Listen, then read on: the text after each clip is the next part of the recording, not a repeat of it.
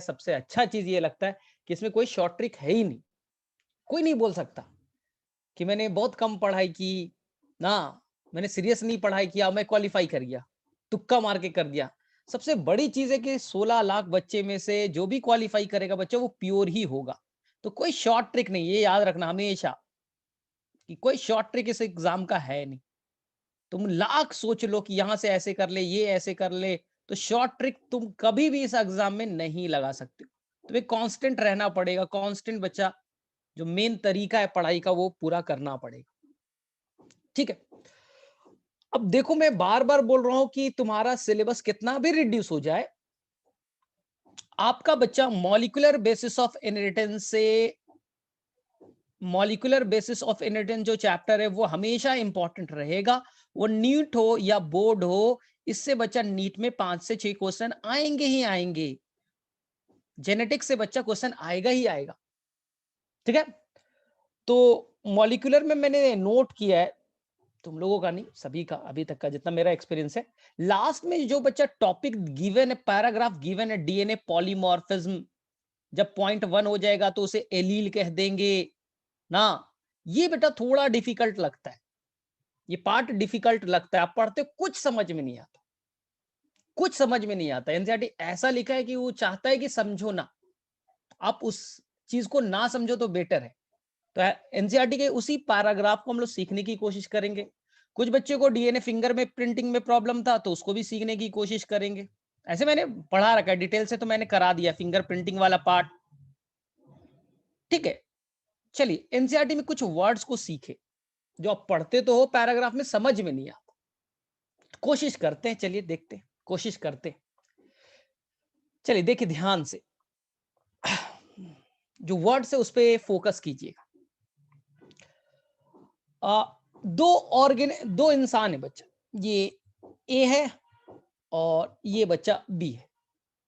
ठीक है, इनके अंदर का जो डीएनए है, ए इंसान के अंदर का जो डीएनए है और जो बी इंसान का अंदर डीएनए है बच्चा, ये ह्यूमन जीनोम प्रोजेक्ट कहता है दोनों का डीएनए को मैच कराया जाए। इन दोनों के डीएनए के सीक्वेंस को मैच कीजिए। ठीक है, इन दोनों के डीएनए को,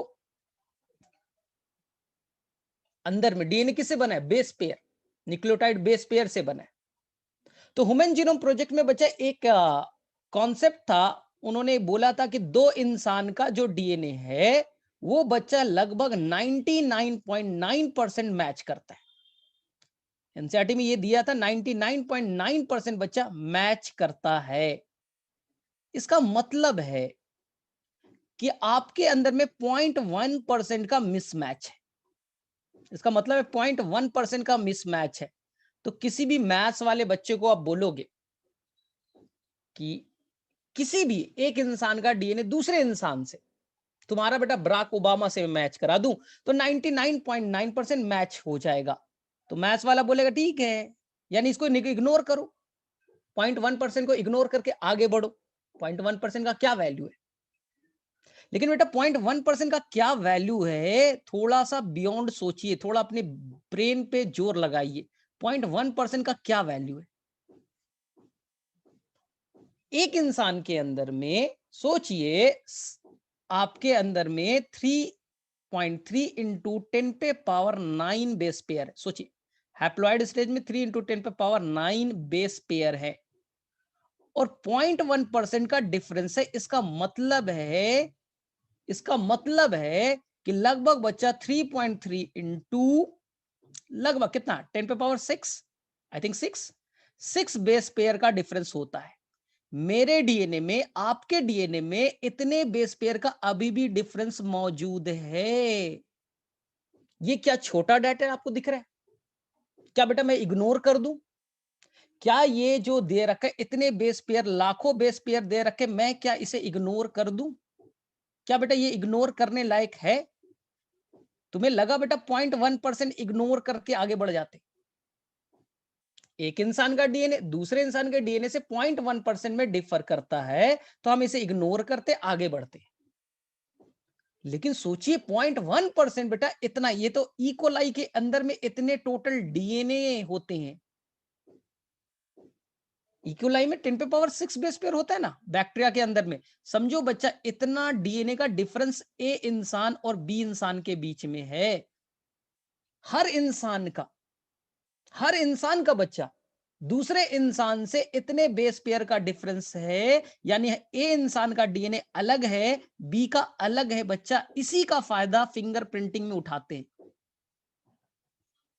हर इंसान का डीएनए बेटा यूनिक है, अलग है, क्योंकि देख लीजिए इतने बेस पेयर का डिफरेंस है, 10 पे पावर 6 बेस पेयर का डिफरेंस है। इसी को, यही बच्चा, हर इंसान यूनिक है अपने आप में, हर इंसान अपने आप में यूनिक है।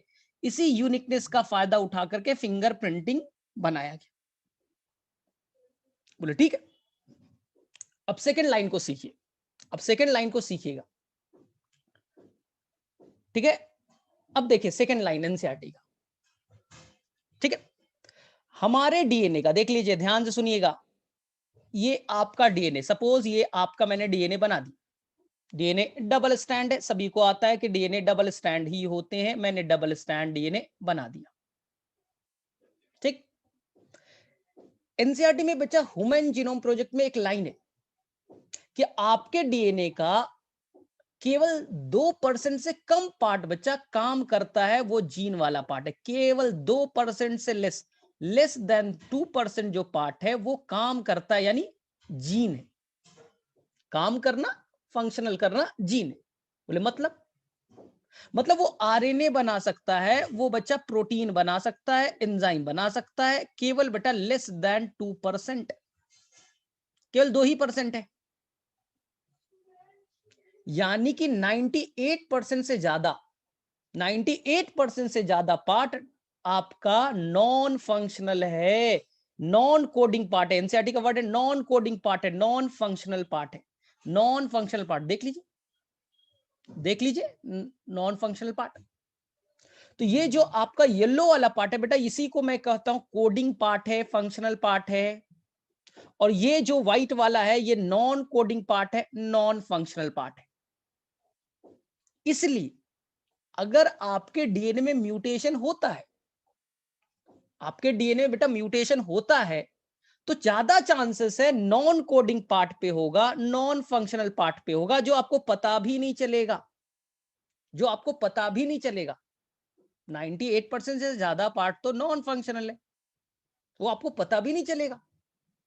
और अच्छा चीज भी है, मैंने पिछले क्लास में बोला था कि अगर इस वाले पार्ट में, नॉन कोडिंग पार्ट में, अगर अगर बच्चा म्यूटेशन हो जाए तो अच्छी बात है, कोई फर्क नहीं पड़ेगा। कोई रेज आया, खराब कर दिया। लेकिन जो नॉन कोडिंग पार्ट है, उसमें जो ना, उस नॉन कोडिंग पार्ट में बच्चा जो डीएनए है, वो देखिए एजीटीसी, वहां का सीक्वेंस मैंने मान लिया, एजीटीसी एजीटीसी एजीटीसी एजीटीसी। जो नॉन कोडिंग पार्ट है, वहां देखिए तो ये सीक्वेंस आपको लगातार रिपीट नहीं हो रहा, टीसी एजीटीसी एजीटीसी। तो जो आपके डीएनए का नॉन फंक्शनल पार्ट है ना, वो बच्चा अपने आप में रिपीटेशन शो कर रहा है। तो इस नॉन कोडिंग पार्ट के रीजन को हम लोग कहते हैं रिपीटेटिव डीएनए, रिपीटेटिव डीएनए। तो जो आपका नॉन कोडिंग पार्ट है, नॉन फंक्शनल पार्ट है, उसमें लगातार डीएनए अपने आप को रिपीट कर रहा है हजारों बार। ये रिपीटेशन बेटा हजारों बार हो सकता है, एजीटीसी एजीटीसी एजीटीसी एजीटीसी हजारों बार हो सकता है। तो नॉन कोडिंग पार्ट बेटा दो तरह के, एक जो पार्ट है जिसमें रिपीटेटिव डीएनए नहीं है, वो बेटा non function, non coding part तो है, लेकिन उसमें रिपीटेटिव डीएनए नहीं है। और एक पार्ट है जिसके अंदर में रिपीटेटिव डीएनए मौजूद है। अब कुछ क्लैरिटी बन रहा है। तो आपके डीएनए का जो नॉन कोडिंग पार्ट है, नॉन फंक्शनल पार्ट है, वो दो तरह के, एक रिपीटेटिव डीएनए और एक non repetitive DNA. Non repetitive DNA, non repetitive DNA, इसी रिपीटेटिव डीएनए को हम लोग आज फिंगर प्रिंटिंग में यूज करते हैं। क्यों सर, क्यों क्यों यूज करते हैं फिंगर प्रिंटिंग में? अब बोलोगे ना सर ऐसा क्या है कि फिंगर प्रिंटिंग में आपको यूज करने की जरूरत पड़ गई, ऐसा क्या है? तो यूज ये बच्चा कि ये जो फिंगर प्रिंटिंग में आप डीएनए यूज करने वाले हो, रिपीटेटिव डीएनए, वो हर इंसान में ऐसा ही है, एजीटीसी। हर इंसान, मेरे अंदर भी एजीटीसी है, तुम्हारे मेरे अंदर एजीटीसी एजीटीसी एजीटीसी एजीटीसी है। कितने बार? कितने बार सर? एक बार, दो बार, तीन बार है सर आपके अंदर। और आपके अंदर बच्चा इसी जगह पे बच्चा आपके अंदर हो सकता है एजीटीसी जो है वो बच्चा हो सकता है 30 बार हो, 30 बार हो सकता है इसी क्लासरूम में कोई बच्चा हो उसके अंदर में एजीटीसी रिपीटेशन हो, वो बच्चा 50 बार हो सकता है इसी क्लासरूम में कोई बच्चा हो उसके अंदर में एजीटीसी 200 बार हो। हाँ, तो हो सकता है रिपीटेशन का टाइमिंग सभी बच्चे में अलग अलग हो। हाँ, अलग अलग हो, इसलिए सभी हम बच्चों का इस क्लासरूम में सभी बच्चे का डीएनए बेटा अलग है। किसी के अंदर 30 टाइम है, किसी के अंदर 50 टाइम रिपीटेशन है, किसी के अंदर में 200 टाइम रिपीटेशन है तो बच्चा एजीटीसी लेकिन 200 बार, किसी के अंदर 50 बार, किसी के अंदर 30 बार। तो यहीं पर एक वर्ड हम लोग यूज कर देते हैं VNTR। देखिए वेरिएबल नंबर, देखिए नाम में लिखे ना वेरिएबल नंबर। इसी क्लासरूम में कोई बच्चा है जिसमें रिपीटेशन 30 बार है, इसी क्लासरूम में किसी के पास 100 बार है, तो क्या वेरी नहीं कर रहा है? सर वेरी कर रहा है सर, इसलिए नाम पड़ा variable number. Number number sir tandem repeat का मतलब क्या है? टैंडम रिपीट का मतलब क्या है? टैंडम रिपीट कहने का मतलब है कि ये एजीटीसी है, फिर एजीटीसी आया, फिर एजीटीसी आया, फिर एजीटीसी आया, फिर एजीटीसी आया। तो ये सीक्वेंस बच्चा लगातार है, कहीं पर ब्रेक नहीं हो रहा है। एजीटीसी, फिर एजीटीसी, एजीटीसी, एजीटीसी, ये लगातार बच्चा रिपीट कर रहा है, तो नाम होगा टैंडम रिपीट। सर बीच में अगर रुक जाता तो? हाँ चलिए रोकते, एजीटीसी, फिर आया एजीटीसी, ठीक है, एजी टीएनसी, फिर आ गया बच्चा मान लो सीसी, फिर आया एजीटीसी। तो क्या ये सीक्वेंस लगातार रिपीट कर रहा है? एजीटीसी एजीटीसी सर नहीं, बीच में सर इंटरस्पस्ड हो गया, रुक गया। सर रिपीटेशन तो है लेकिन बीच में सर रुक जा रहा है, कुछ दूसरे सीक्वेंस आ जा रहे हैं सर, इसलिए ऐसा सीक्वेंस जो लगातार रिपीट नहीं होता, इंटरस्पस्ड रिपीट। इंटरस्पस्ड रिपीट याद रखिएगा, इंटरस्पस्ड रिपीट। हाँ, तो बहुत ध्यान से पढ़ना है। अब एनसीईआरटी में तीसरा एक वर्ड होगा, हम वही चीज देख रहे हैं जो आपको एनसीईआरटी में वर्ड समझ में नहीं आते। हमने क्या किया, अपने सेल से डीएनए को निकाला, ये आपका सेल, ये आपका न्यूक्लियस और ये आपका डीएनए। हमने आपके डीएनए को निकाला और बच्चा आपके डीएनए को रिस्ट्रिक्शन एंडोन्यूक्लियस के हेल्प से काट दिया और आपका डीएनए फ्रैगमेंटेड हो गया, फ्रैगमेंटेड हो गया। ठीक, अब एनसीईआरटी का वर्ड को देखिएगा, इस फ्रैगमेंटेड डीएनए को एक ट्यूब में डाल दीजिए, एक ट्यूब में डाल दीजिए। इस ट्यूब के अंदर में आपको रखना है सीजियम क्लोराइड। एनसीईआरटी का वर्ड को देखना, इस ट्यूब के अंदर में आपको रखना है सीजियम क्लोराइड का सॉल्यूशन।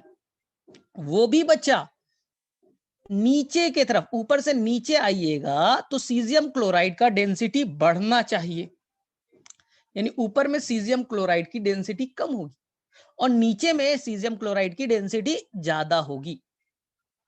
तो इसी को हम लोग कहते हैं caesium chloride density gradient. Density gradient, क्योंकि डेंसिटी में डिफरेंस है, ग्रेडियंट मतलब होता है डिफरेंस। बोले ठीक है।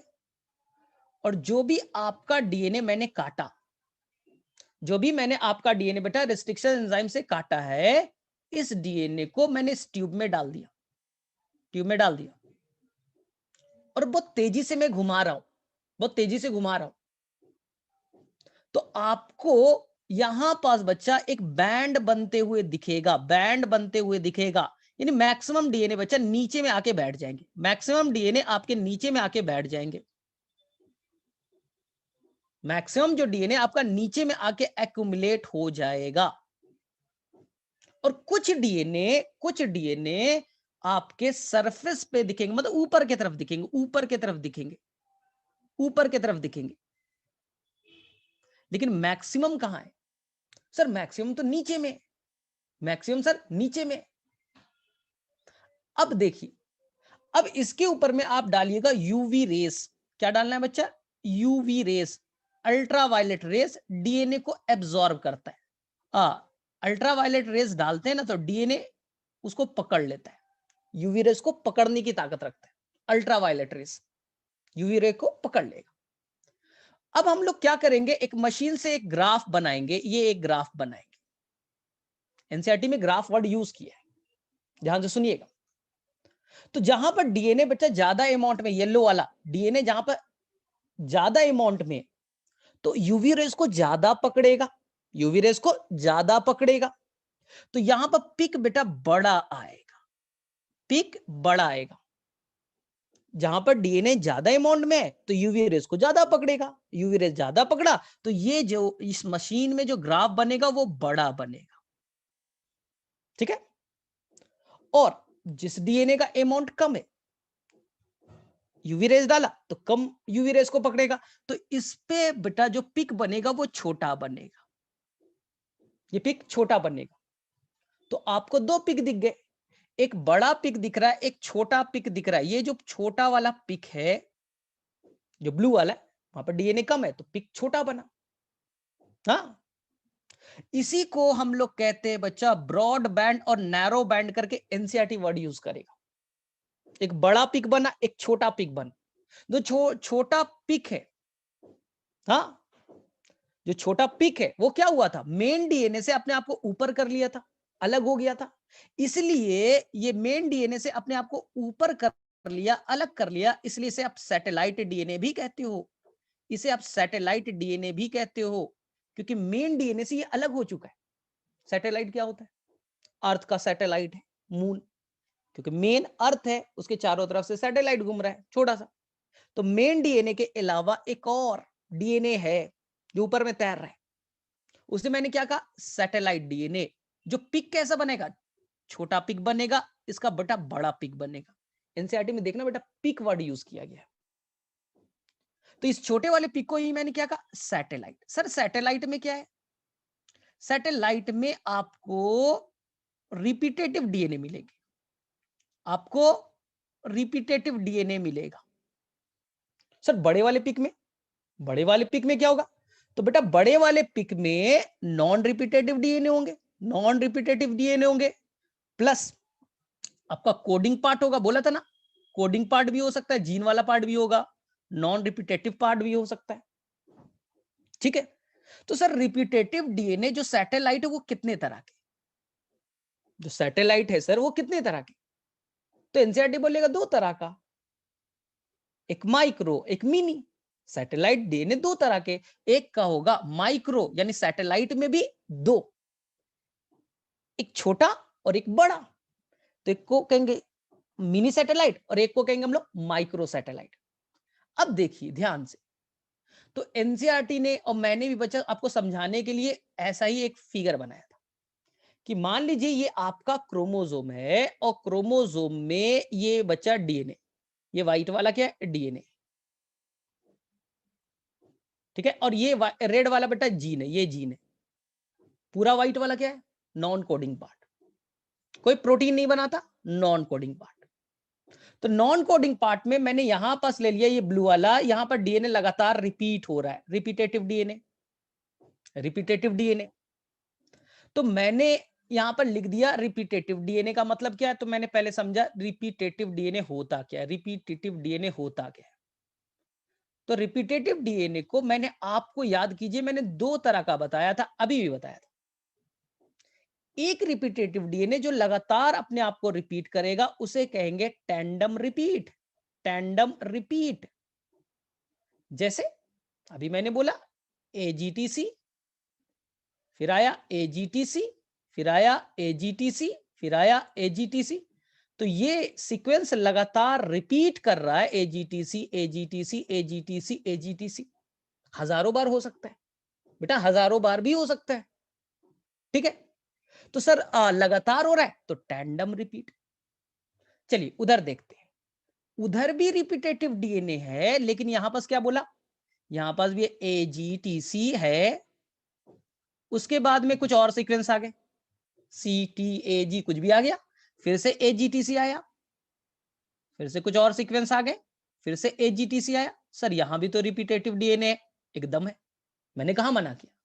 लेकिन ये अपने आप को लगातार रिपीट नहीं कर रहा है, तो नाम दे दिया इंटरस्पर्स्ड रिपीट।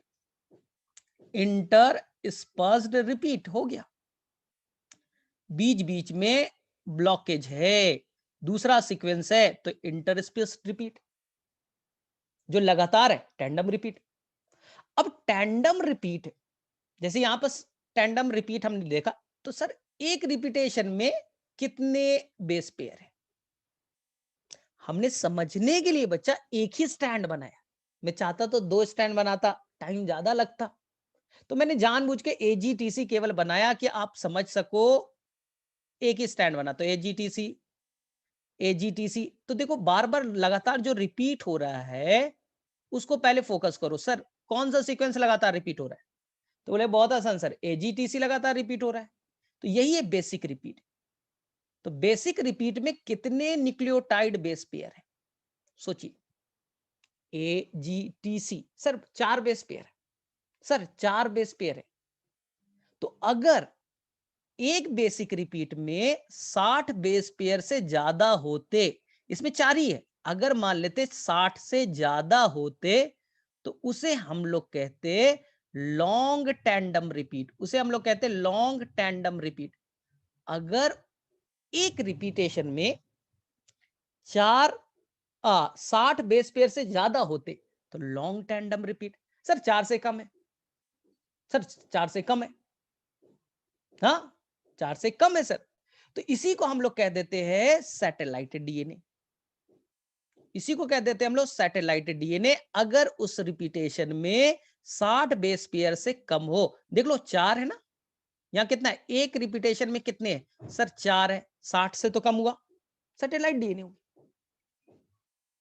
अब सैटेलाइट डीएनए में देखेंगे 60 से कम है, तो सर अगर वहां पर 11 से 60 के बीच हुआ, अगर एक रिपीटेशन में, एक बेसिक रिपीट में 11 से लेकर के 60 बेस पेयर तक इन्वॉल्व हो गए, तो नाम होगा बच्चा mini satellite. Mini satellite, mini satellite. और अगर वहां पास 1 से 6 बेस पेयर तक ही हुई, अगर वहां पर 1 से 6 बेस पेयर तक ही हुए, तो याद रखिएगा उसे कहेंगे माइक्रो सैटेलाइट। उसे हम लोग कहेंगे माइक्रो सैटेलाइट, याद रखिएगा, बहुत काम आएगा। उसे माइक्रो कहेंगे। मिनी 10 पे पावर -3 होता है सर, मिनी 10 पे पावर -3, माइक्रो 10 पे पावर -6 होता है। तो माइक्रो वाला और छोटा होता है।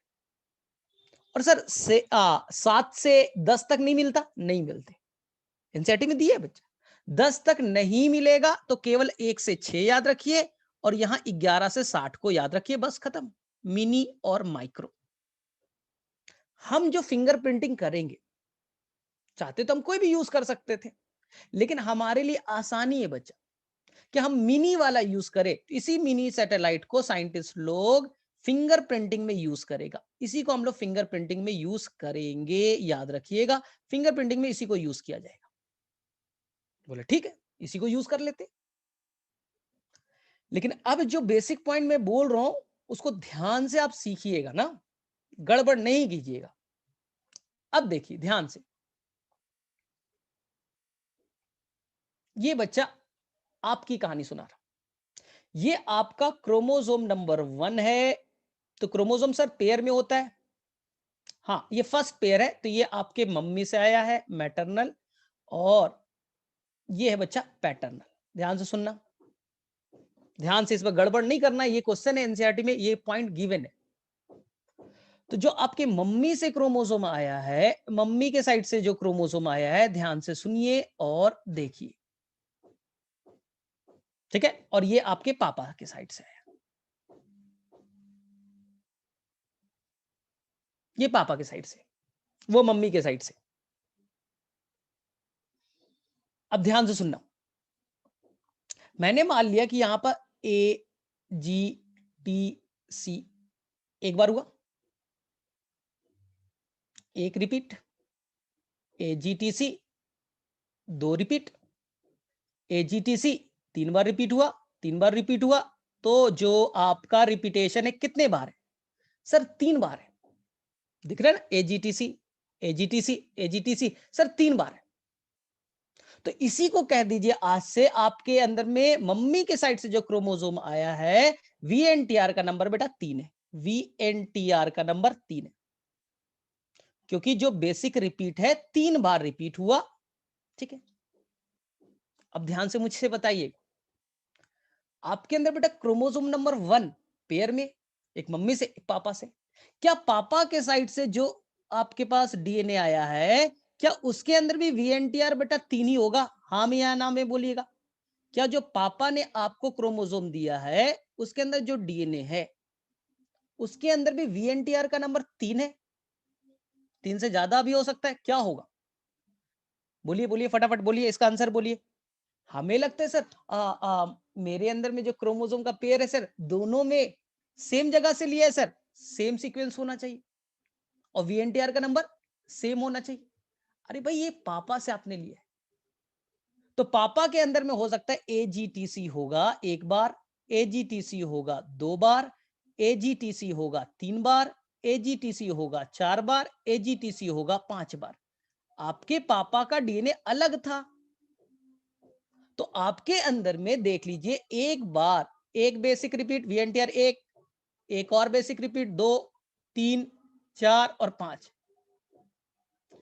आप ही के अंदर बेटा एक ही पेयर पे अलग अलग VNTR मिल गए।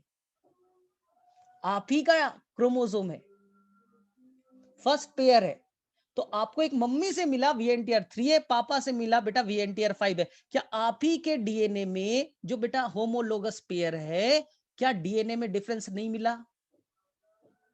क्या आपके DNA में डिफरेंस नहीं है? बोले हाँ सर है। यही है बेटा DNA पॉलीमॉर्फिज्म। आपका खुद जो क्रोमोसोम पेयर के फॉर्म में, हमें लगता है दोनों में तो एक समान होगा, 100% सेम होगा। अरे कैसे हो सकता है भाई? ये मम्मी से लिया तो मम्मी में VNTR 3 थे और पापा में VNTR का नंबर 5 था।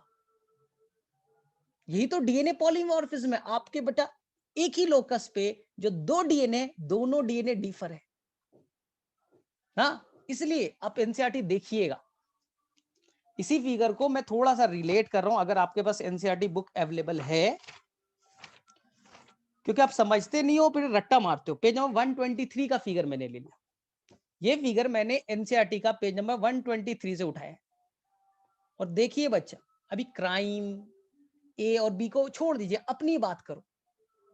आपके अंदर में 23 पेयर है, हर पेयर में एक मम्मी एक पापा, तो मम्मी से DNA अलग, पापा वाला DNA अलग होगा। और हर DNA पे सेम चीज है ATGC, लेकिन रिपीटेशन का टाइमिंग अलग अलग है। हाँ, कहीं पर बेटा 3 बार है, कहीं 5 बार है। चलिए एक और दिखा देता हूं। ये क्रोमोसोम नंबर मान लेते हैं ये 9th है, ये क्रोमोसोम नंबर 9th है। एक मम्मी से आया मैटरनल, पापा से आया पैटर्नल, इसलिए एनसीईआरटी ने बेटा पेयर लिया। देखिए 7th pair, 2nd pair, 16 pair. तब बोले सर एक ही ना होना चाहिए, हमारा क्रोमोसोम पेयर है तो सर VNTR अलग अलग कैसे हो गया? अरे भाई, तो आपने जो मम्मी से लिया, मान लीजिए ये एक बॉक्स बनाया यानी एक VNTR, 2 बॉक्स बनाया 2 VNTR, 3 बॉक्स बनाया, 4 बॉक्स बनाया, 5, 6, 7, VNTR का नंबर 7, 7 बार रिपीटेशन है। और पापा से जो लिया उसमें केवल 2 बार है, केवल 2 बार है। तो अब समझ में आया VNTR का क्या है। आपके अंदर जो क्रोमोसोम पेयर में उस पे भी VNTR अलग अलग, मम्मी पे अलग है, पापा पे अलग है। अब ध्यान से सुनना जो मैं बोलूंगा, यानी मेरे अंदर, आपके अंदर, सबके अंदर बेटा AGTC है, बस रिपीटेशन का टाइमिंग अलग अलग। किसी के अंदर 2 बार, किसी के अंदर में 5 बार, किसी के अंदर 100 बार, किसी के अंदर 200 बार।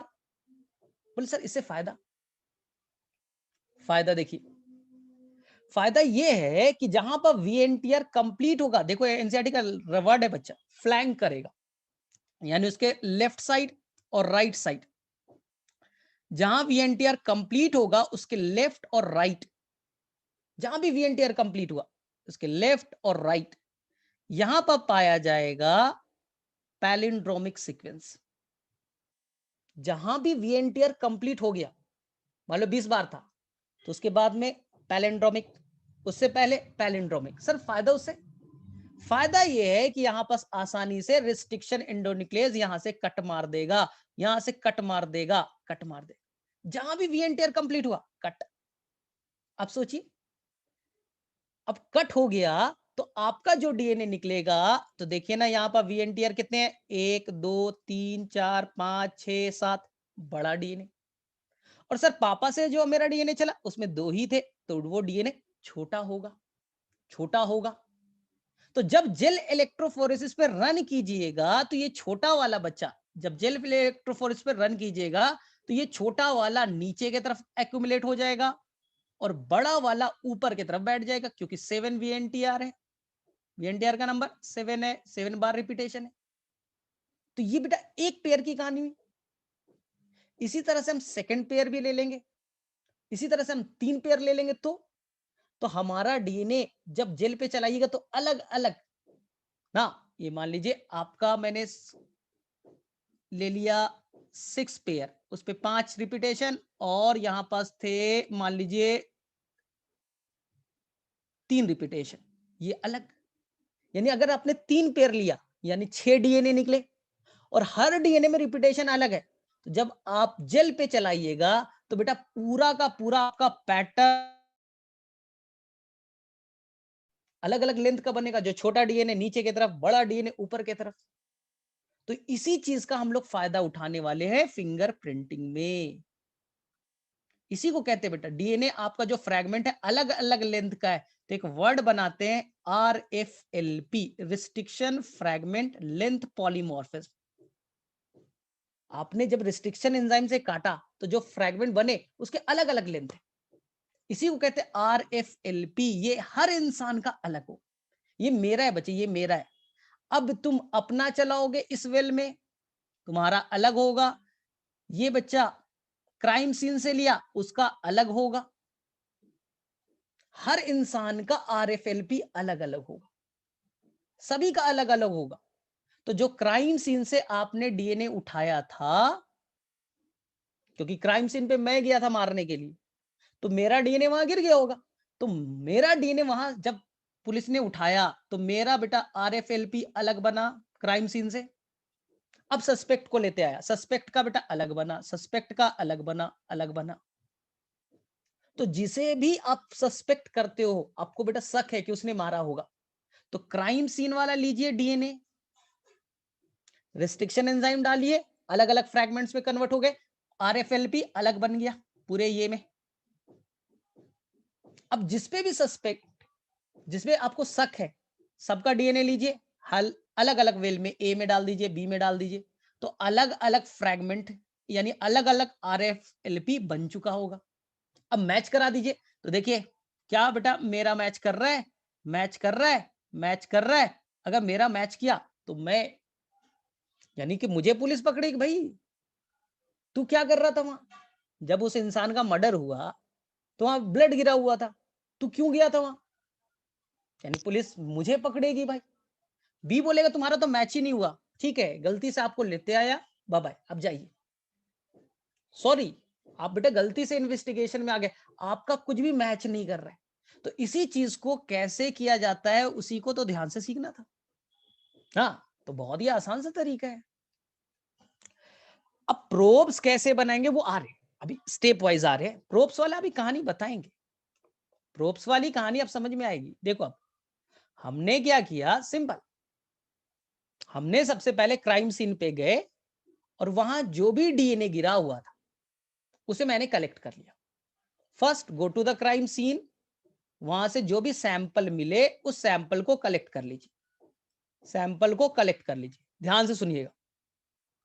सैंपल में कुछ भी हो चलेगा, ब्लड है बहुत अच्छी बात है, हेयर फॉलिकल है वो भी चलेगा, लेकिन याद रखिएगा ब्लड से आप बच्चा, मेन सबसे अच्छा है ब्लड, लेकिन उसमें से आरबीसी मत लीजिएगा, क्योंकि आरबीसी के अंदर न्यूक्लियस तो होता नहीं है, तो वहां आपको चाहिए बेटा डीएनए, आपको आरबीसी, आरबीसी में तो न्यूक्लियस ही नहीं होता तो डीएनए तो मिलेगा नहीं। तो ये क्वेश्चन आ चुका है, तो बोलेगा सर ब्लड में से हम लोग डब्ल्यूबीसी लेंगे, चलो अच्छी बात है। अगर सलाइवा मिल जाए तो बेटर है, सलाइवा में भी कुछ सेल होंगे। हेयर फॉलिकल हो उसमें भी सेल होंगे। ठीक है, अब निकालिए। अब आपको बायोटेक में बहुत अच्छे तरीके से बताया गया है कि क्राइम सीन से आप जो सेल निकाले हैं, उस सेल से आप यहां पर क्या निकाल लीजिए, डीएनए निकाल लीजिए, आइसोलेशन ऑफ जेनेटिक मटेरियल। ये टॉपिक भी मैंने पढ़ाया था बायोटेक्नोलॉजी में। वहां से आप आइसोलेट कर लीजिए, डीएनए निकाल लीजिए। अगर डीएनए का अमाउंट कम है तो आप पीसीआर के हेल्प से डीएनए के अमाउंट को बढ़ा सकते हैं, अगर डीएनए का अमाउंट कम है तो। अदरवाइज कोई जरूरत नहीं, अदरवाइज कोई जरूरत नहीं। ठीक है, तो मान लीजिए मेरे डीएनए मिला सफिशिएंट अमाउंट में था, आपने यहां पर डाला रिस्ट्रिक्शन एंजाइम, रिस्ट्रिक्शन एंजाइम डाला तो ये डीएनए कट हो जाएगा। ध्यान से सुनिएगा कैसे कट होगा, ध्यान से वापस से। इस डीएनए का 98% पार्ट नॉन फंक्शनल है, नॉन कोडिंग है। ये बच्चे जो रेड कलर से बना रहा हो, ये जीन है, ये जीन है, ये सब जीन है केवल, ये बेटा जीन है केवल। 98% पार्ट नॉन फंक्शनल है। ठीक है, अब जो बचे, ठीक है, उनमें कुछ पार्ट बेटा repetitive DNA, non functional non coding का कुछ पार्ट रिपीटेटिव है और कुछ नॉन रिपीटेटिव है। तो मैंने यहां पास देख लीजिए, एक मिनट, हाँ ये बच्चा रिपीटेटिव है, 2 बार रिपीटेशन है मान लीजिए, मुझे नहीं पता कितनी बार है, ये 3 बार रिपीटेशन होगा, मान लो 4 बार रिपीटेशन होगा, ये बेटा 6 बार रिपीटेशन। मुझे दिख नहीं रहा है, मैं समझाने के लिए बता, इसके अंदर रिपीटेटिव डीएनए होगा। ठीक है, अब जहां जहां रिपीटेटिव डीएनए होगा, रिपीटेशन कितने बार है, तो सर कहीं 10 भी हो सकता है, 20 भी हो सकता है, 50 भी हो सकता है, मुझे क्या मालूम, हाँ मुझे नहीं मालूम। रिस्ट्रिक्शन एंजाइम क्या करेगा, जहां भी वीएनटीआर होगा, रिपीटेटिव डीएनए होगा, उसके लेफ्ट और राइट से कट मार देगा, लेफ्ट और राइट से कट मार देगा। कट हो गए, पूरा डीएनए आपका अलग हो चुका है, पूरा डीएनए बेटा अलग हो गया, पूरा डीएनए आपका अलग हो गया। मुझे कुछ नहीं दिख रहा है, मैंने तो तुम्हें समझाने के लिए येलो वाले पार्ट का सहारा ले लिया कि इसमें 2 वीएनटीआर है, इसमें 5 वीएनटीआर, मुझे कहां से दिखेगा, नहीं तो किसी साइंटिस्ट को भी नहीं दिखेगा, किसी को नहीं दिख रहा है। बस मुझे मालूम है जहां मेरा वीएनटीआर था वहां रिस्ट्रिक्शन एंजाइम ने लेफ्ट और राइट दोनों से कट मार दिए। ठीक है, अब नेक्स्ट आप क्या कीजिए, जेल इलेक्ट्रोफोरेसिस चलाइए। ध्यान से सुनिएगा, इस पर गड़बड़ नहीं कीजिएगा, तभी प्रोब समझ में आएगा। जेल बनाइए मस्त, ये जेल बनाया, आपको बहुत अच्छे से बता रखा है, बायोटेक में कई बार बता रखा है। जेल में आप यहां पर वेल बनाएंगे जहां पर डीएनए को लोड किया जाएगा। आप 3 बना दीजिए, एनसीईआरटी ने 3 बनाए, मैंने भी 3 बनाए। सर क्यों, सबसे पहले आप पहले वाले में क्राइम सीन से जो भी डीएनए निकाला था वो डालिए, क्राइम सीन से जो भी डीएनए मिला डाल दीजिए। अब जो सस्पेक्ट है, जिसपे आपको शक है, S1 सस्पेक्ट 1 और सस्पेक्ट 2, उनका डीएनए ले लीजिए। सर सस्पेक्ट 5 है, 5 ले लीजिए। अगर 5 को पे शक है, पांचों का आप डीएनए ले लीजिए, जेल इलेक्ट्रोफोरेसिस पे चला दीजिए।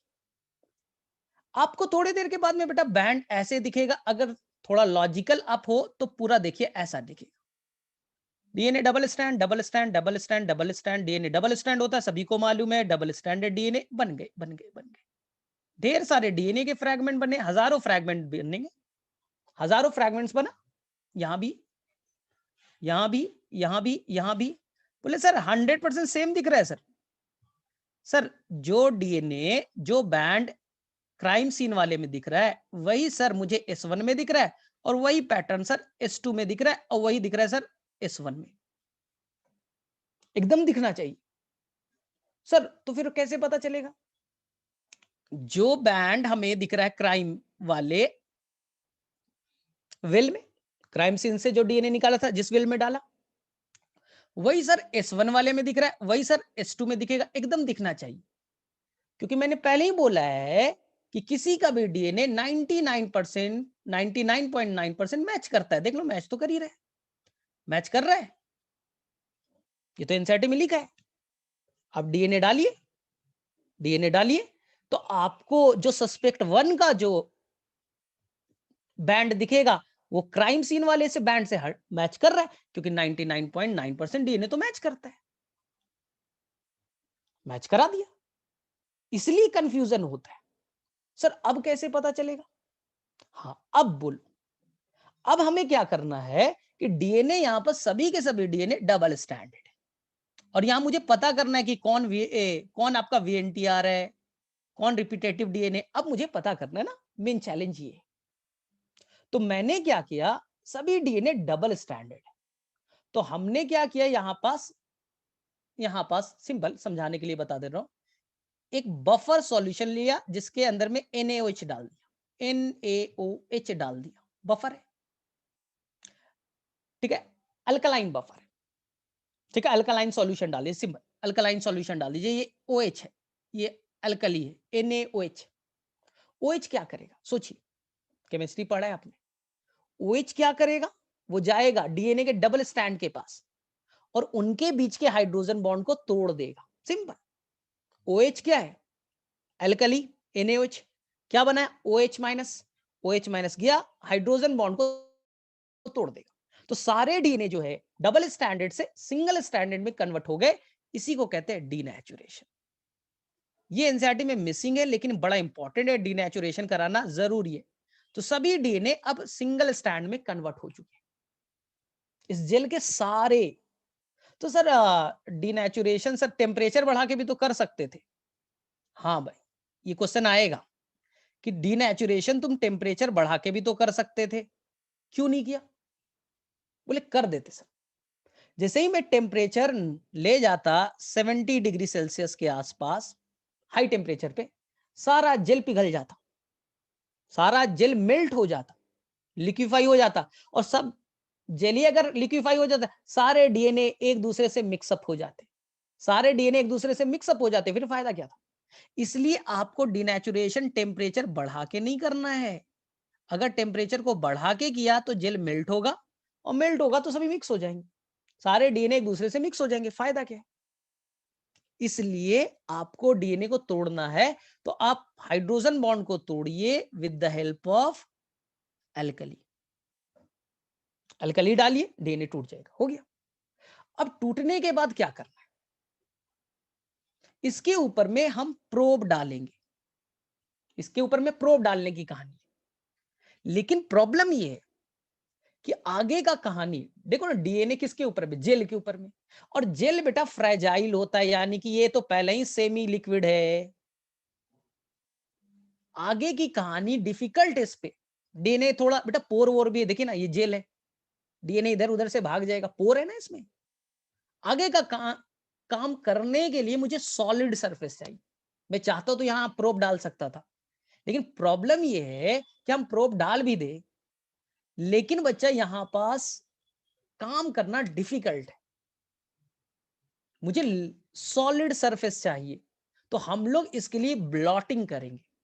फिर भी देख लीजिए, मैंने यहां पर 3 वेल है, इसमें क्राइम सीन वाला डाला था डीएनए, सस्पेक्ट 1 का था, और ये बेटा सस्पेक्ट 2 का था, याद रखिएगा बाद में मैचिंग में काम आएगा। ये क्राइम सीन का डीएनए, डीएनए अब सारे के सारे सिंगल स्टैंड में कन्वर्ट हो चुके हैं, कन्वर्ट हो चुके हजारों डीएनए। अरे तुम्हारे डीएनए को तोड़ूंगा, हजारों लाखों बनेंगे यार,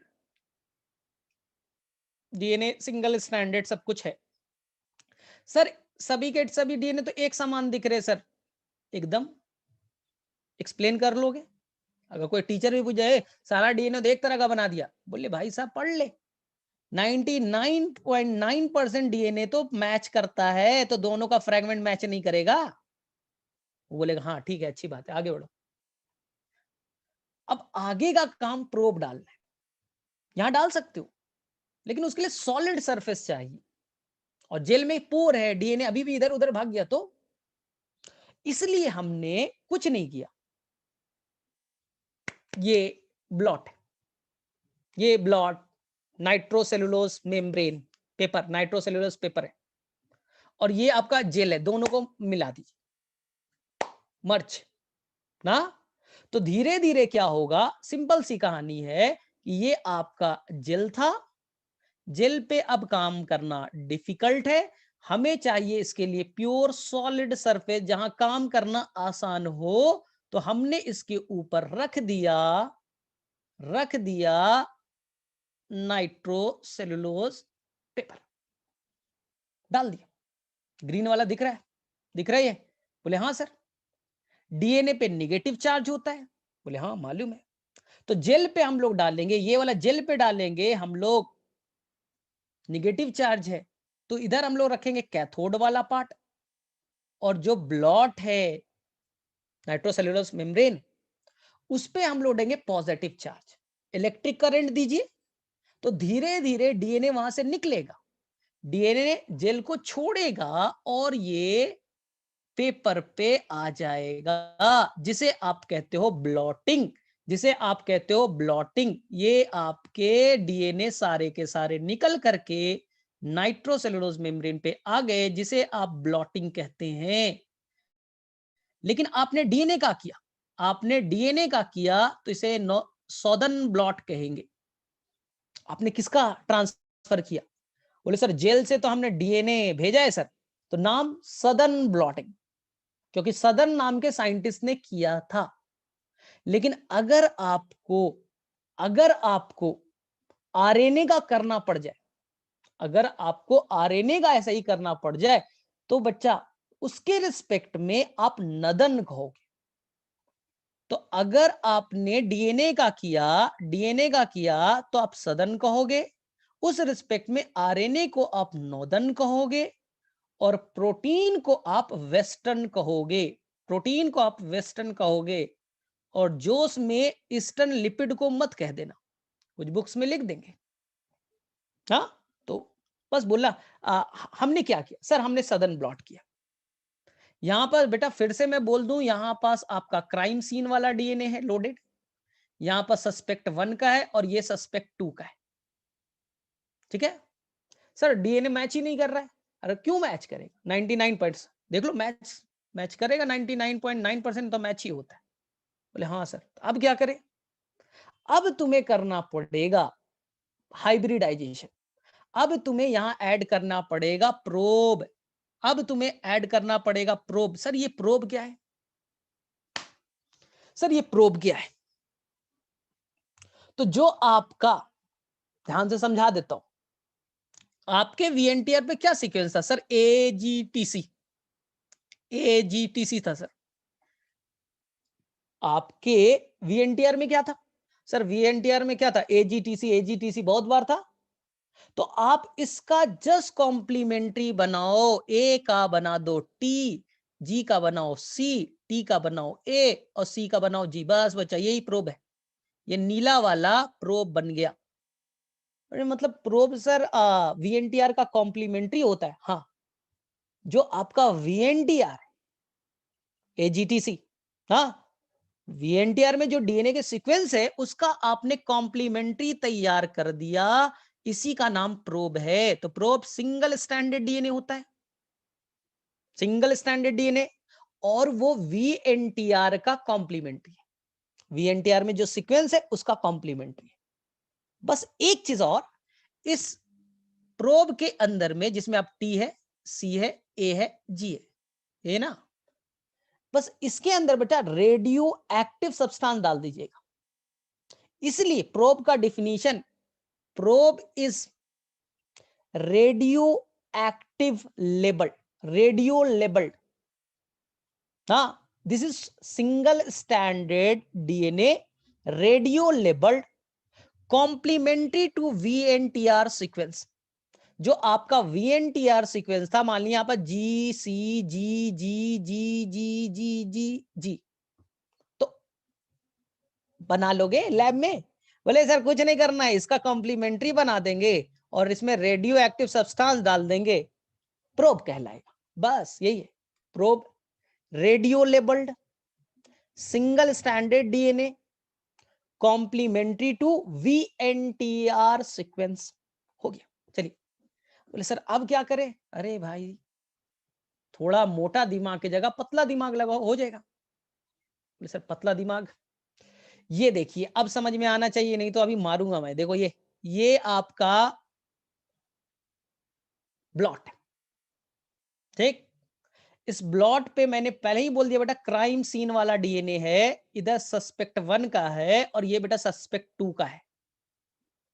ठीक। इस पे जो तुमने डीएनए चलाया, एक ये हाँ सर डरा दिया है, सभी तो सर एक समान दिख रहा है। अरे रुको तो, हमारा डीएनए एक समान ही दिखता है। अब क्या करना था सर, प्रोब डाली। सर प्रोब जहां जहां, अब लॉजिकल चलना, मोटा दिमाग नहीं, जहां जहां जहां जहां बेटा वीएनटीआर सीक्वेंस होगा, प्रोब जाके बेटा वहां बाइंड कर जाएगा, प्रोब बच्चा वहां जाके बाइंड कर जाएगा, प्रोब जाके बच्चा वहां बाइंड कर जाएगा, प्रोब वहां जाके बाइंड कर जाएगा। तुम्हारे डीएनए में जहां भी वीएनटीआर होगा, प्रोब उसे ढूंढेगा और जाके चिपक जाएगा। सर कैसे? अरे भाई हाइड्रोजन बॉन्ड बनाएगा, तो आपका वीएनटीआर और प्रोब के बीच में हाइड्रोजन बॉन्डिंग हुआ, हाइब्रिडाइजेशन। हाइब्रिडाइजेशन। चलिए अब सस्पेक्ट 1 में डाला जाए। जहां जहां आपका वीएनटीआर वाला सीक्वेंस होगा, जाके प्रोब बाइंड कर जाएगा, जाके प्रोब बाइंड कर जाएगा, जाके प्रोब बाइंड कर जाएगा, जाके प्रोब बाइंड कर जाएगा। बाइंड कर गया, इसी को हाइब्रिडाइजेशन कहते हैं। सर हमें दिखेगा लड्डू? नहीं दिखेगा। तुम डीएनए को देख सकते हो क्या? नहीं सर डीएनए को तो नहीं देख सकते, मत देखो। चलिए अब सस्पेक्ट 2 में डालिए, सस्पेक्ट 2 में डालिए, प्रोब डालिए। किसका कॉम्प्लीमेंट है सर? वीएनटीआर का। जहां वीएनटीआर होगा वहां जाके चिपकेगा, जहां वीएनटीआर होगा चिपक गया, वीएनटीआर जहां है चिपक गया, जहां है जाके चिपक गया, क्योंकि उसी का कॉम्प्लीमेंट्री है। हमें दिखेगा? नहीं दिखेगा। प्रोसेस का नाम हाइब्रिडाइजेशन, प्रोसेस का नाम हाइब्रिडाइजेशन। सर अब क्या करेंगे? कभी हड्डी वड्डी टूटा है? घर में किसी का एक्सरे कराया है? हाँ सर कराया है। तो क्या करते हो? एक्सरे एक प्लेट होता है, एक्सरे एक प्लेट होता है, ब्लैक कलर का दिखता है? बोले हाँ सर दिखता है। उसमें व्हाइट व्हाइट बोन्स दिखते हैं? बोले हाँ सर दिखता है। एक्सरे फिल्म मतलब क्या? ब्लैक कलर का पेपर प्लेट। और लॉजिकल सोचिएगा, थोड़ा मोटा दिमाग मत लगाना। चलो इधर देखो, जहां भी प्रोब होगा, ध्यान से देखो इधर, जहां भी प्रोब होगा, जहां भी आपका वीएनटीआर है, प्रोब चिपक चुका है, प्रोब जाके बाइंड कर गया। जहां भी आपका वीएनटीआर है वहां प्रोब है, और प्रोब रेडियो लेबल्ड है, तो यहां से इमिशन होगा रेज का, वो रेज का रेडिएशन होगा, यहां से रेडिएशन होगा बच्चा, यहां से रेज इमिट होंगे, रेज इमिट होंगे, रेज इमिट होंगे। तो जहां जहां आपका वीएनटीआर है वहां वहां probe bind, probe radio labelled, radio active substance label है, तो रेडिएशन देगा, रेज इमिट करेगा। क्या रेज तुम्हें दिखेगा? बोले सर रेज हमें थोड़ी दिखेगा सर, रेज हमें नहीं दिख सकता। इसी रेज को देखने के लिए आप ऑटो रेडियोग्राफी करते हो, इसी रेज को देखने के लिए आप रेडियो ऑटो रेडियोग्राफी यूज करते हो। बोले मतलब देखो, जो ब्लैक कलर का फिल्म था, एक्सरे फिल्म जिसे आप कहते हो, ले जाके उस पर रख दीजिए, ये उठाइए और यहां बेटा पटक दीजिए, एक्सरे फिल्म इस ब्लॉट के ऊपर रख दीजिए। बोले हाँ रख दिया। एक्सरे फिल्म पूरा ब्लैक कलर का था? बोले हाँ था। अब जहां जहां रेज इमिट होगा, रेज निकलेगा, तो एक्स रे फिल्म को क्रॉस करेगा, वहां से रेज एक्स रे फिल्म को क्रॉस करेगा और वहां पर व्हाइट स्पॉट बना देगा, व्हाइट स्पॉट बना देगा। जहां जहां, वापस से सुखी, जहां वीएनटीआर है, प्रोब जाके जुड़ा, प्रोब रेडियो लेबल्ड है, रेज इमिट करेगा, हमें दिखेगा नहीं, तो हमने एक्सरे प्लेट रख दिया, एक्सरे प्लेट ब्लैक कलर का। अब जैसे ही वहां से रेडिएशन निकलेगा, प्लेट को क्रॉस करेगा और वो व्हाइट कलर देगा। थोड़े देर के बाद में मुझे यहां पास व्हाइट कलर, यहां पास व्हाइट कलर, यहां पास व्हाइट कलर, यहां पर व्हाइट कलर दिखे। क्यों दिखा? क्लियर है। ये बच्चा क्राइम वाला है, याद है ना, क्राइम सीन वाला है। चलिए दूसरे में देखता हूं, मुझे यहां पर व्हाइट कलर दिखा, व्हाइट कलर दिखा, व्हाइट कलर दिखा, व्हाइट कलर दिखा। ये बेटा सस्पेक्ट 1 का है। चलिए अब सस्पेक्ट 2 में चलते हैं। मैंने देखा कहां कहां पास दिख रहा है भाई, यहां दिखा, यहां दिखा, यहां दिखा, यहां दिखा, सस्पेक्ट 2 का। अब दुनिया का महा मोटा दिमाग भी होगा, मान लो बहुत बेवकूफ इंसान भी होगा, उसे बोलूंगा भैया मैच करने आता है, मैच करो। ये क्राइम साइन का डीएनए बेटा क्या सस्पेक्ट 1 से मैच किया? क्या क्राइम सीन का डीएनए बेटा यहां पर मैच किया? क्या क्राइम सीन का सस्पेक्ट 1 से मैच किया? क्या बेटा मैच किया? बोले सर नहीं, नहीं मैच कर रहा है। 2 से मैच करो। क्या क्राइम सीन का सस्पेक्ट 1 2 से मैच किया? बोले यस। मैच किया? यस। मैच किया? यस। मैच किया? यस। पकड़ लो इसका गट्टा। अरे भाई तेरा डीएनए कैसे मैच किया भाई?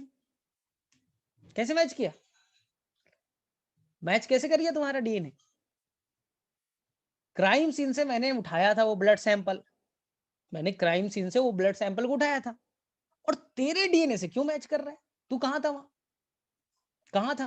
अब लड़की है, लड़ाई उड़ाई होगी बच्चा, बाल बाल खींची होगी, हाँ तूने खींचा होगा मारने में, हाँ तो उसने भी थोड़ा बचाने में तुम्हारा बाल खींचा होगा, तुम्हारा हेयर फॉलिकल नीचे, वहीं से तो डीएनए मैंने उठा लिया है।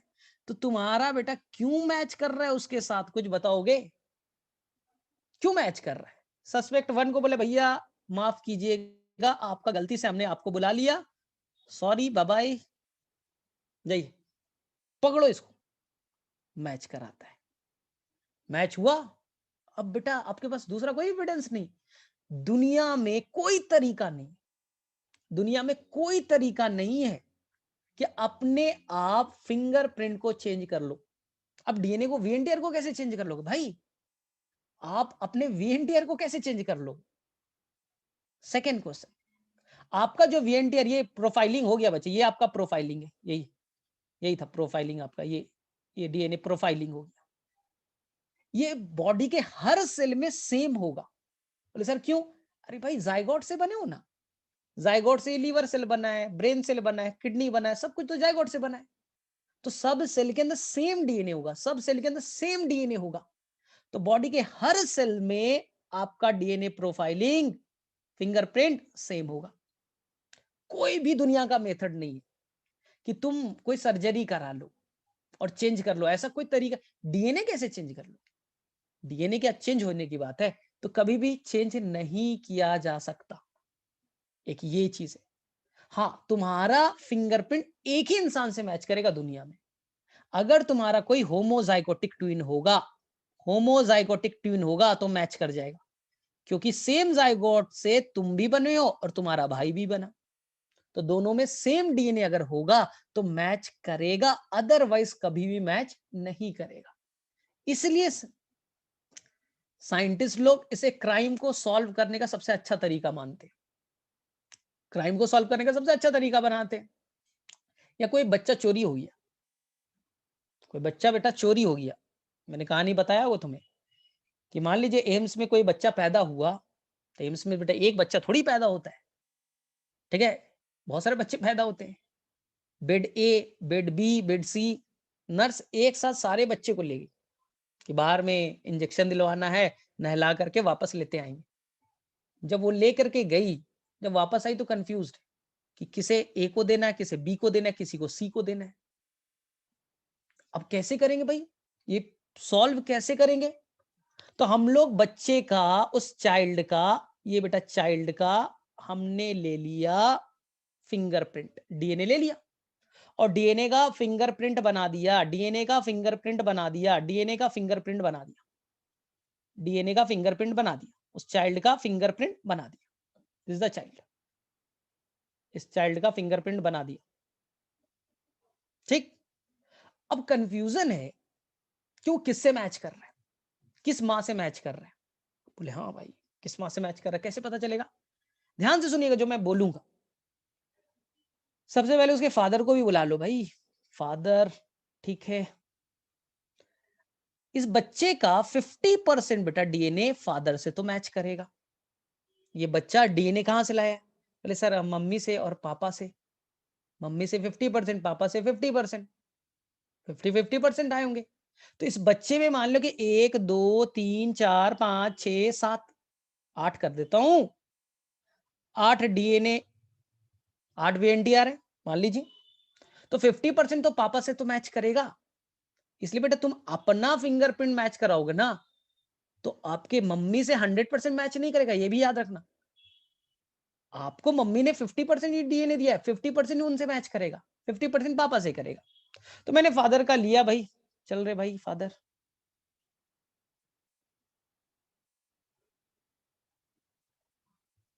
ठीक है, ये पापा है।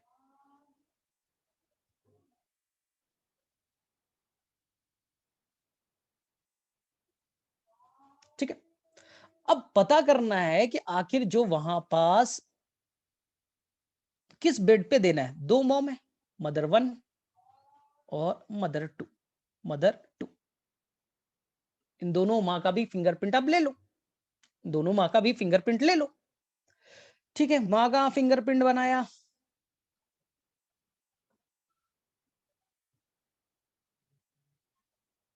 मदर 1, कुछ भी बन सकता है ना। और इनका बनाया भाई,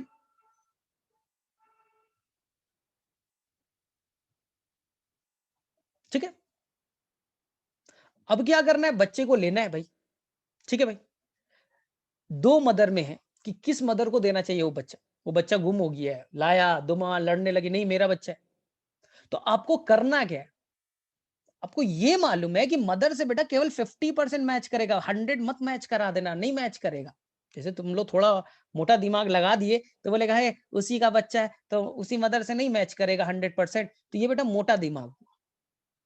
थोड़ा सोचिए, उस बच्चे के अंदर में डीएनए पापा ने भी दिया है और मम्मी ने भी दिया है। तो मम्मी से 50% उसका डीएनए आया है, तो 50% ही मम्मी से मैच करेगा, 100% नहीं करेगा ना। तो 100 मत कराने की कोई, सर एक एक मैच करो, एक पकड़ के मैच करा रहे अरे भाई 50%, 50 अगर इसमें से 8 में 4 में मैच कर गया ना, कहानी खत्म है। क्योंकि बाकी जो है वो फादर से मैच करेगा। ठीक है, तो आप मैच करा दीजिए, अगर 50% मैच है, 50% मैच है तो कहानी खत्म करो यार, कहानी खत्म कीजिए। मेरे में से मैच वैच हो रहा है 1 2, और इसमें तो मैंने कम ही बनाया है, कम ही बनाया है। चलो भाई यहाँ भी होगा। ठीक है, तो मैच करा दीजिए और कहानी को खत्म कीजिए, हो जाएगा ये कहानी। 50% मैच कर गया, कर गया, कर गया। और 50% वो अपने पापा से मैच करेगा, 50% वो अपने पापा से मैच करेगा। पापा वाला भी मैच करा दो यार, मैच करा दो, यहाँ पास भी बना के मैच करा दो। तो ये थोड़ा सा कुछ लोग क्वेश्चन बनाने में थोड़ा मोटा दिमाग भी लगा देते हैं कि देगा ये चाइल्ड है और ये आपकी मम्मी है, और एक में दे रखा होगा 100% मैच करते हुए, मत कीजिएगा। 50% ही मम्मी से मैच करेगा, 50% उसके पापा से मैच करेगा। तो पहले पापा को बुला लीजिए, 50% मैच करा दीजिएगा, मम्मी को बुला दीजिए, मैच कर जाएगा। आ गया समझ में? तो कोई गड़बड़ नहीं कीजिएगा, ये बड़ा इंपॉर्टेंट है। चलो, किसे किसे समझ में आया, किसे बाउंसर किया? अब फिंगर प्रिंटिंग समझ में आया, सारे स्टेप प्रोब रोब क्लियर हो गए।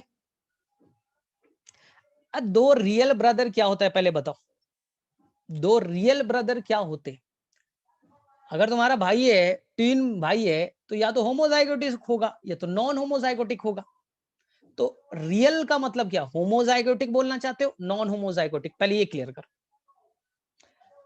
अगर एक ही जाइगोट से 2 भाई का बनना हुआ तो दोनों का फिंगरप्रिंट सेम होगा। दुनिया में एक ही से आपका फिंगरप्रिंट मैच कर सकता है, अगर आपका इस दुनिया में कोई होमोजाइगोटिक ट्वीन आपके ब्रदर होंगे, उनसे मैच करेगा, अदरवाइज कभी भी मैच नहीं करेगा। क्लियर है? तो फटाफट बताओ, स्टार्टिंग से हमने जो 6 स्टेप यूज किया, चलिए फटाफट, सबसे पहले क्या करना है, क्राइम सीन से डीएनए को आइसोलेट करना है, मतलब सेल पहले कलेक्ट करना है, वहां से डीएनए को आइसोलेट कीजिएगा। डीएनए का अमाउंट कम है, पीसीआर से डबल कर दीजिए। अगर डीएनए का अमाउंट ज्यादा है, सफिशिएंट है, तो आप क्या करना है भाई, आपको करना है रिस्ट्रिक्शन एंजाइम से काटना है।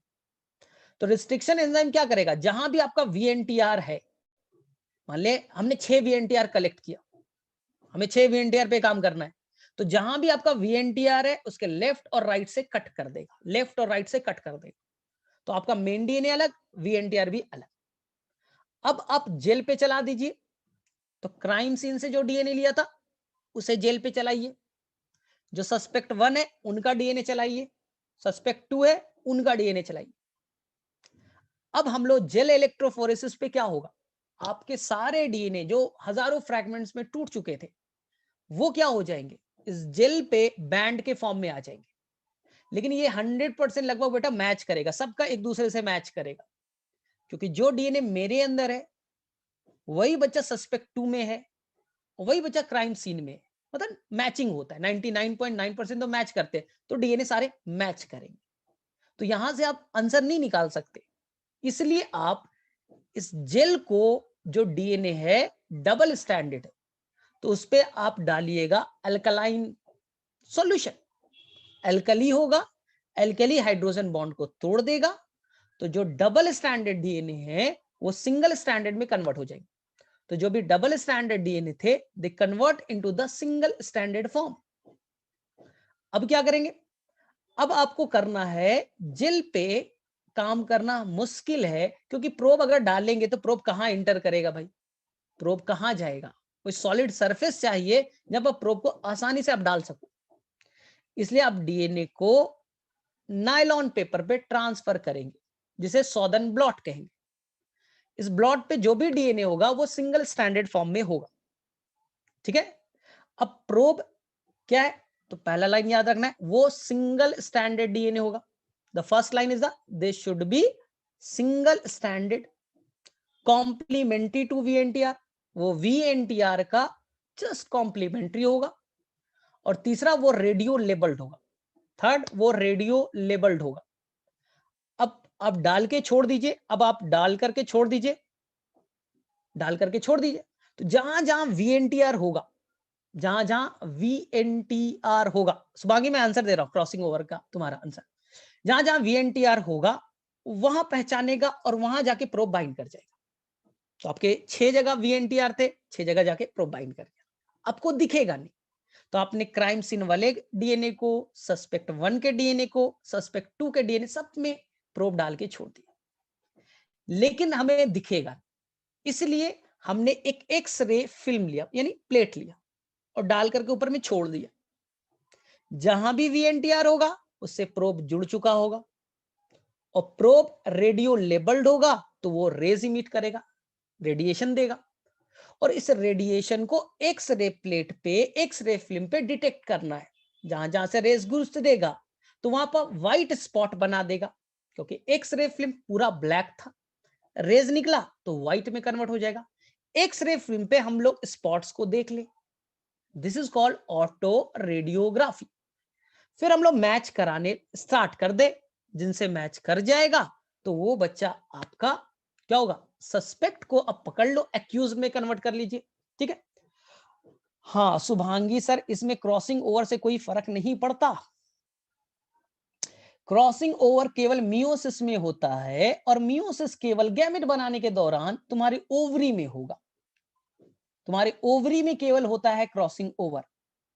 बाकी लीवर सेल में, किडनी सेल में, ब्रेन सेल में माइटोसिस होता है, माइटोसिस में कोई क्रॉसिंग ओवर नहीं होगा। तो तुम बेटा क्या किसी का मर्डर करने जाओगे तो बाल तुम्हारा गिरेगा कि तुम्हारा ओवरी का सेल गिरेगा, थोड़ा लॉजिकल सोचो। तो सर नहीं, बाल गिरेगा, तुम्हारे ब्लड्स गिर सकते हैं, सोमैटिक सेल गिरेंगे, तो सोमैटिक सेल में थोड़ी ना क्रॉसिंग ओवर होता है कि तुम्हारे अंदर चेंजेस आ जाएगा। तो आई थिंक समझ में आया शुभांगी, थोड़ा लॉजिकल क्वेश्चन था, अच्छी बात है, यानी थोड़ा दिमाग खोल करके सोचते हो, अच्छी बात। और किसी को इससे रिलेटेड कोई डाउट अगर नहीं है तो बेटा बहुत महान हो तुम लोग। सर पेरेंट डीएनए टेस्ट में कुछ डिफरेंस हो सकता है। कैसे डिफरेंस हो जाएगा मुझे नहीं समझ में आया। मेरा डीएनए 100% मेरे पेरेंट्स से मैच करेगा, 50% अपने फादर से, 50% पेरेंट्स से। एक्चुअली मैं तुम्हें 6 दिखाया तो तुम्हें लग रहा था 6 तो हमने आसान करने के लिए बनाए। ऐसे से 60 जगह हैं जहां वीएनटीआर होता है, 60 जगह है जहां वीएनटीआर पाया जाता है। तो बेटा 60 जगह एग्जैक्टली किसी से मैच नहीं कर सकता ना, किसी से मैच करना। यहाँ पर 4-5 बनाए तो तुम्हें लग रहा हो सर रैंडम किसी और इंसान से भी तो मैच कर सकता है, 4-5 जगह आसान होता है। लेकिन बेटा 60 जगह पे मैच कराना पॉसिबल नहीं है। तो मैंने बोला है जो तुम्हारा आंसर है तुम पढ़ोगे जब बुक ना, तो ये आएगा 2 इंसान का फिंगरप्रिंट एक तो मोनोजाइगोटिक में मैच करता है, किसी रैंडम से भी मैच कर सकता है। उसकी चांसेस है बेटा 10 बिलियन में एक बार, 10 बिलियन में एक बार। फिलहाल वर्ल्ड का पॉपुलेशन 7 बिलियन है, तो ये बहुत ही कम चांस है, बहुत ही कम चांस है कि आपका डीएनए रैंडमली किसी इंसान से मैच कर जाए। मैच कर सकता है बच्चा, ये मैथ से कैलकुलेट कर सकते हो कि सर मैच क्यों नहीं कर सकता, कर सकता है। उसकी प्रोबेबिलिटी बहुत कम है, 10 बिलियन में एक से मैच कर सकता है रैंडम, अगर जाइगोटिक ट्विन ना भी हो। लेकिन फिलहाल बहुत मुश्किल है, 7 बिलियन तो वर्ल्ड का ही पॉपुलेशन। ठीक है, तो और किसी को कोई इंक्वायरी से बोलो फटाफट। ठीक है, तो मेरे में से अब ऐसा कुछ भी नहीं बचा है तुम्हारे 12th के टॉपिक में जो कि मैं बाकी लोग महान है। ठीक है,